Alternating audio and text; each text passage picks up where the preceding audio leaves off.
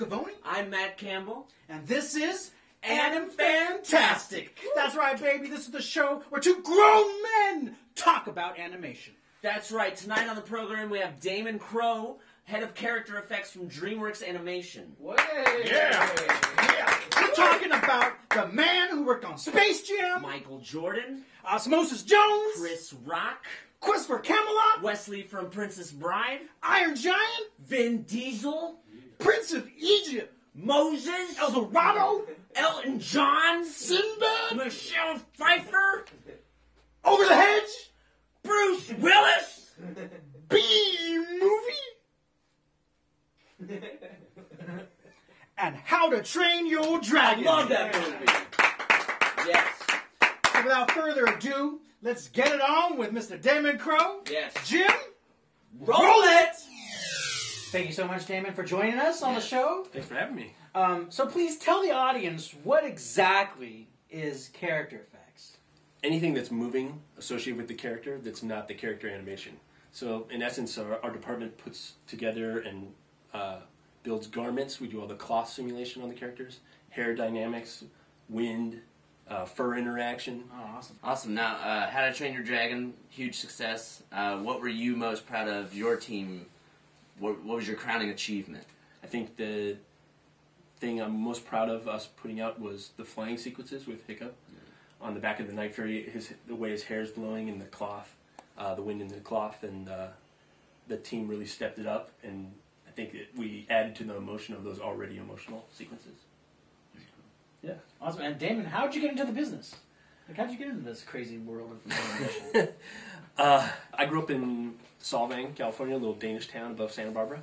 The street I grew up on, there was some brothers down the street that went to CALARTS, and this is where I saw my first CALARTS animated films. I was in their living room, and we were just watching their tapes from school. And I was like, what is this? You can go to this school, you get to animate and make these movies. And they told me all about it. That got the kickstart going. And then ultimately, they helped me get into CALARTS by helping me scope my portfolio and all these different things and giving me contacts. And it turns out that that's Mark Andrews, who's now directing Brave for Pixar. And he lived down the street from me, a block and a half away. So they really inspired me to go to school and help me along the way. That's awesome. So what inspired you as a kid?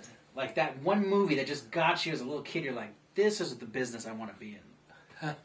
I loved Pinocchio ever since I was a kid, and it was probably way above me at the time, but I ended up going into 2D effects animation, and I started realizing things from when I was a kid that the monstrous sequences and all the water and that these handful of 2-3 guys did all this stuff. It made me like, wow, they're drawing these things that are moving, and I believe it, and it's water, and that kind of started me down a path. But it sounds like typical, but also I of course loved Akira and the effects animation in it, and studying Japanese animation for how their timing is for explosions and things like that. Yeah, that's phenomenal. Kind of got me going movie wise. What was your first professional project? Ducktales. Was it the title sequence? Or no, was it was episodes. Or?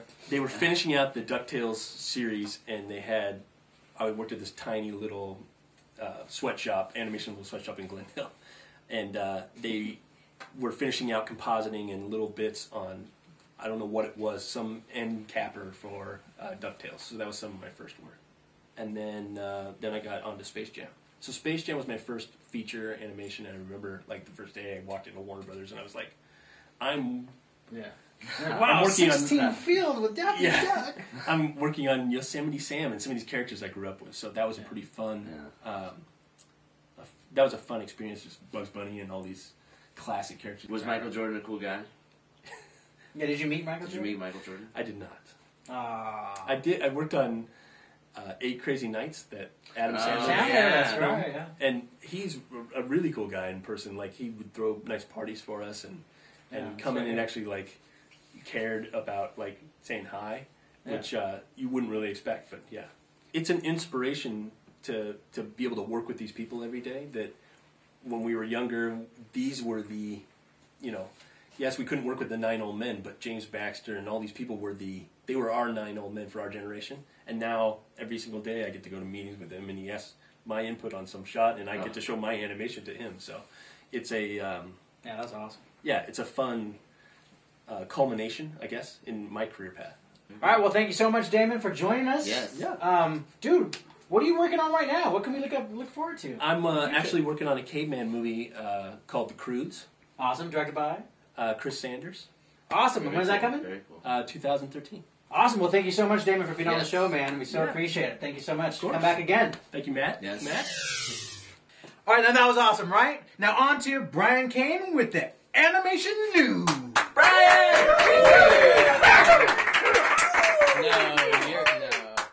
Thank you, Matt and Matt. I'm Bryan Cain, and welcome to the world of animation. The ongoing financial meltdown in Greece has the world in turmoil and is threatening an ancient people's cultural legacy. Visual effects animators have been trying to bring life to the myths of ancient Greece for decades, sometimes with great comedy, sometimes with great tragedy.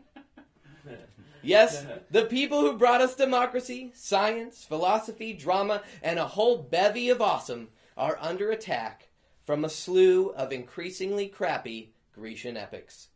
They will threaten this ancient culture and perhaps let the world turn a cold eye to these amazing tales of adventure. If you thought 300, Alexander, and the remake of Clash of the Titans were a blow to the gods of Olympus, just wait for the upcoming slew of potential swill that we're seeing in the next few months. Wrath of the Titans, the upcoming sequel to the eyeball massacre that was Clash of the Titans, has announced that the series will be running a third film. I know. 300, the Battle of Armenia is on the way, and the recent release of Immortals is just the latest example of what we call a cinematic siren. You may recall the sirens from Homer's Odyssey. They were the beautiful maidens of the sea who lured sailors in with their sweet songs. And as they got close, they tore them apart as they revealed their real visages and brought them down into the briny depths of the sea. And these films threaten to do similar. They seduce audiences with the promise of badassery, epic visual effects, sexy goddesses, and oh-so-beastly battles. But when the viewers get close, they're left crushed by an endless supply of crappy scorpions. Lifeless characters that deface the names of the ancient heroes. And the mind-numbing, disorienting torture that is post-conversion 3D, people. Will viewers tempt this Pandora's box of entertainment? Only the fates will know. For now. Speaking of Pandora, avatars will soon have the chance to escape the blandness of our world for the alien planet of Pandora, as made famous in Jim Cameron's Avatar. Cameron announced that Disney theme park visitors will soon be able to escape into the phosphorescent forests of his fantasy world. Oh, no way. That's right. And Jake Scully and all those rascally blue Na'vi will come back to the silver screen in Avatar's sequel, which Cameron states will focus on the oceans of Pandora. Yes. Hey, anything to keep humans from focusing on the oceans of Earth. Oh! That's all from me. I'm Bryan Cain. Back to you, Matt and Matt. Thank you, Bryan, so much. That was awesome. You're an avatar. Yes. Oh, we all are, right? Hey, guys, thank you so much for joining us on the show. Thank you so much, Mr. Campbell, for No problem. co-hosting. Lot of It was a fun. great show. Check us out on Animfantastic.com, Tumblr, Twitter, Facebook. Hit us up, like us, subscribe. Thank you guys so much for coming to the show. See you next time, baby.